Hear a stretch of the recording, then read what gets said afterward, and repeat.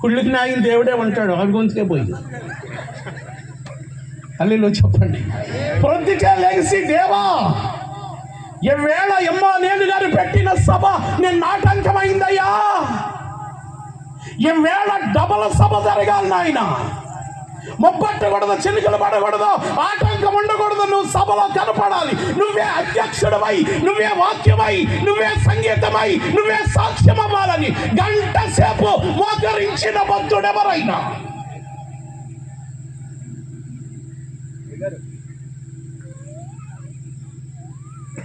Samuel గారు ఇంకోటి వెళ్తున్నట్టుంది, అందరూ స్టార్టింగ్ ట్రబుల్ ఒకటి వెళ్తున్నాయి. హల్లెలూయా చెప్పండి. నేను ఎందుకు చెప్పాను చెప్పనా? మీరు చెయ్యలేదని కాదు, కానీ అబ్రహాం అంత చెయ్యలేదు మనం. అతడు ఏ పరుడు తమ్ముడు? ఈ మాట ఎవరు అన్నారు? 1వ అధ్యాయం అపోస్తలుల కార్యం 8వ వచనంలో ఏమన్నాడు? మీరు నాకు అన్యుడు దేవునికి ఏమయ్యాడు? ఈ సాక్ష్యాన్ని ఎవరికి చెప్తున్నాడు దేవుడు? అన్యుడికి. అంటే ఒక క్రైస్తవుడు సాక్ష్యం బాగుంటే అన్యుడికి మెసేజ్ వెళ్తుంది. అవునా?